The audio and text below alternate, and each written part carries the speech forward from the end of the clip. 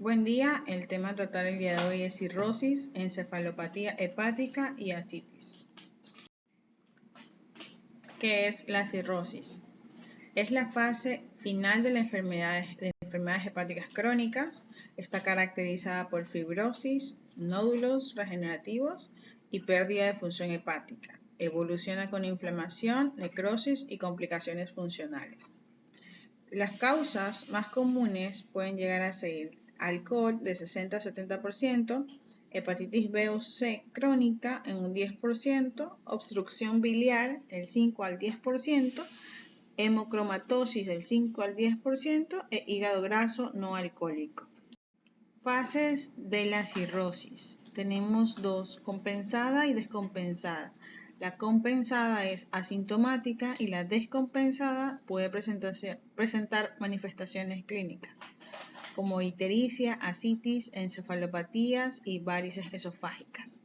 El pronóstico y progresión de esta enfermedad tiene una transición de compensada a descompensada de un 5 a 7% anual y la tasa de supervivencia es de 12 años cuando es una enfermedad en fase compensada y menor a 2 años cuando está en fase descompensada.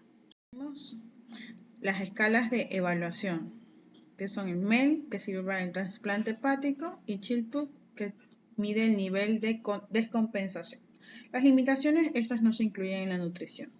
Las consecuencias clínicas son mayor morbimortalidad, riesgo de sangrado por varices, mayor estancia hospitalaria, complicaciones quirúrgicas. En el caso de la malnutrición en este tipo de cirrosis, el 25% de los pacientes compensados tienen malnutrición, pero el 80% de los pacientes descompensados padecen de malnutrición. Esta es predominantemente calórico-proteica.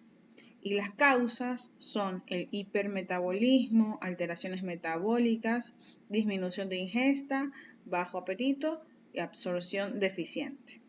La evaluación nutricional se realiza mediante la Subjective Global Assessment o el registro dietético también, que es de 24 horas porque se mide en frecuencia diaria. Se debe considerar si el paciente tiene ascitis, edema y el peso seco. Tenemos métodos de evaluación física que son el DEXA, que es el Gold Standard, medidas antropométricas, dinamometría, que mide la fuerza muscular, y la bioimpedancia. Las limitaciones del índice de masa corporal pueden sobreestimar el estado nutricional. Tenemos criterios de corte, que es 22 kilogramos por metro cuadrado sin ascitis, 23 kilogramos sobre metro cuadrado en ascitis leve y 25 kilogramos por metro cuadrado en ascitis severa. Proteínas séricas y nutrición, tenemos albúmina y prealbúmina, que no son fiables. Estas nos indican la inflamación y la gravedad del paciente. También tenemos el registro de fecha, frecuencia, hora y el SGA como herramienta, que son más específicos para los pacientes cirróticos, pero que mejoran la predicción de mortalidad y se complementan con el MEL, Chilpuk y el SGA. El manejo nutricional sirve para estimar la energía y prevenir el catabolismo proteico, evaluar continuamente al paciente y observar los requerimientos aumentados en los pacientes críticos. Los requerimientos nutricionales pueden ser del 70% en pacientes compensados con requerimientos altos y en los pacientes descompensados ingesta según necesidad. La intervención debe ser antes, durante y después de la transición. Las recomendaciones generales son que tengan una dieta equilibrada y variada, 3 comidas y 2 snacks diarios y un snack nocturno para reducir el catabolismo y mejorar la sarcopenia. Pero en el caso del snack nocturno, tiene que ser de 150 a 250 kilocalorías. Y en el caso de sarcopenia, hasta 710 kilocalorías. A mayor beneficio se tienen que usar los rangos evaluativos del Child A o Child B. Los hidratos de carbono tienen que ser de 50 a 100 gramos, que sirven para prevenir la cetogénesis y ahorrar nitrógeno. En el caso del snack nocturno tenemos que tener ciertas prevenciones ya que se puede agravar el reflujo, la resistencia a la insulina o se puede alterar las horas de sueño. Los requerimientos energéticos. Tenemos el método ideal, que es por calorimetría indirecta, la alternativa, que es respecto al peso seco o peso ideal. En el caso de los pacientes compensados, ya sabemos que es de 25 a 35 kilocalorías por kilogramo de peso al día. En pacientes malnutridos, hasta 42 kilocalorías por kilogramo de peso al día. En el requerimiento de proteínas tenemos aumentados en pacientes cirróticos de 1.0 a 1.5 gramos por kilogramo de peso al día. Esto tiene que tener un alto contenido proteico, ya que eso les ayuda a mejorar el pronóstico.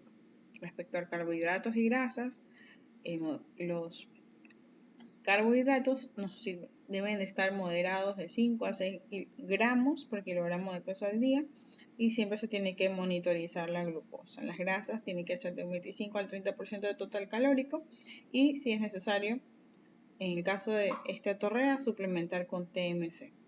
En los líquidos y los micronutrientes tenemos que tener en cuenta que los líquidos son 1 ml por kilocaloría al día, restringir si hay hiponatremia, y se deben de vigilar las deficiencias de vitamina A, D, E, K, B, E, C, zinc, selenio, hierro y magnesio.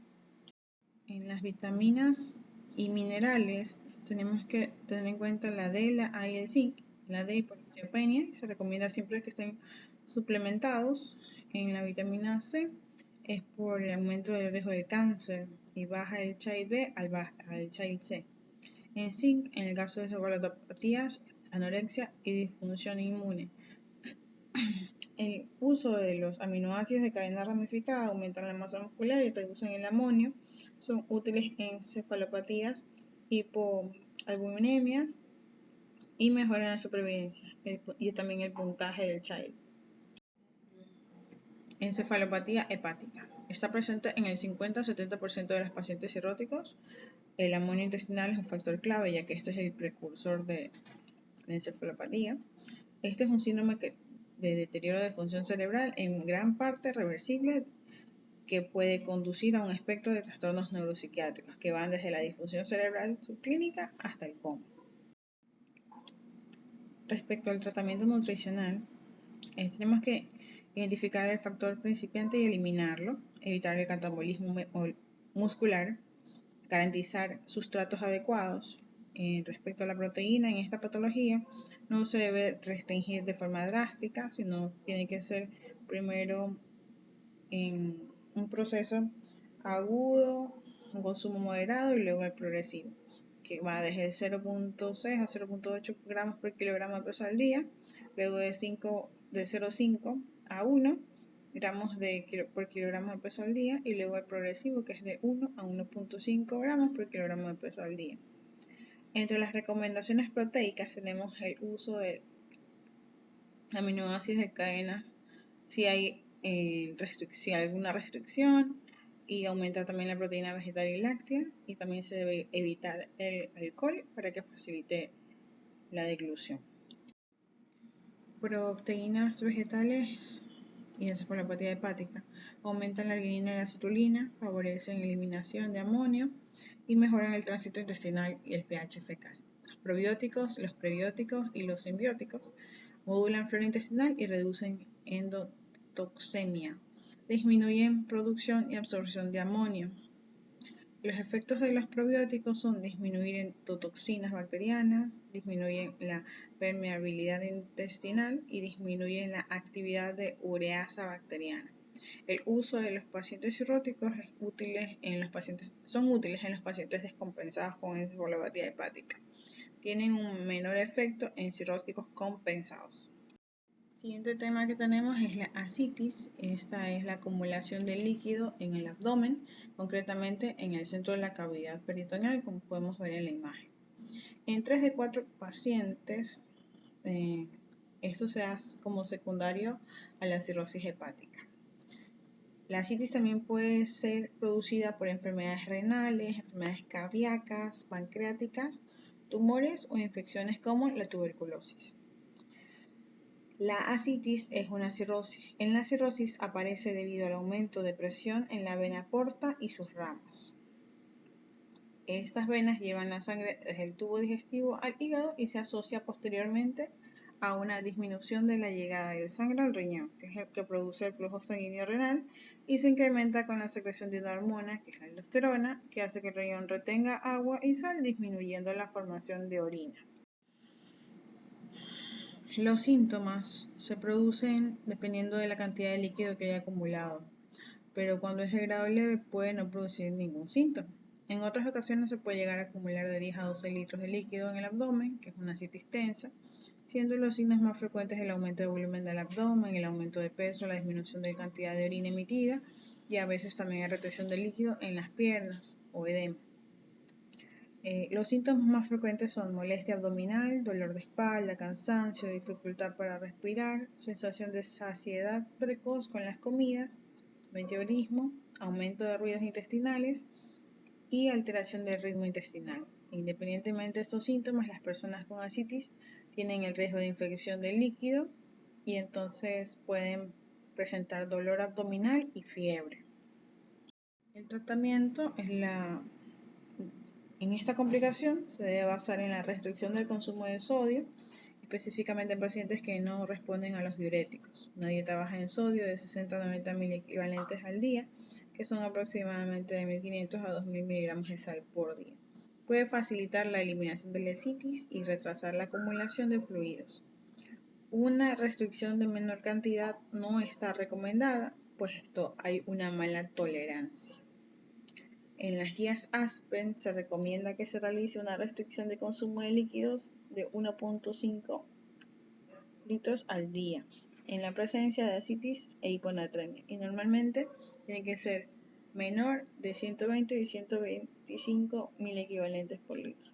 Existen otros autores que recomiendan una restricción de 1 litro al día. Tenemos también la nutrición enteral. Usa el tracto gastrointestinal si es funcional, se indica si no cubre requerimientos también por vía oral. Se puede usar la sonda nasoentérica si no hay sangrado de varices y evitar gastrostomías por riesgo de la sepsis en el caso de los pacientes con ascitis.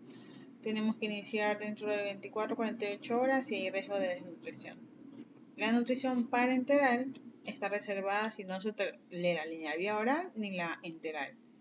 Debe haber un control estricto de glucosa y función hepática. Se debe limitar la dextrosa de 2 a 3 gramos por kilogramo de peso al día sin hiperglicemia. Y las grasas deben de ser menores a 1 gramo por kilogramo de peso al día para evitar esteatosis. Se debe reducir cobre y manganeso para el tema de la excreción biliar. En conclusión, la malnutrición es frecuente y grave en este tipo de patologías. La evaluación temprana y constante es fundamental para vigilar la evolución de los pacientes, ya que le ayuda a mejorar la calidad de vida, la supervivencia y el éxito de trasplantes en caso de ser necesario. Debe también integrarse el soporte nutricional en todo tratamiento clínico. Eso tenemos que tenerlo siempre claro.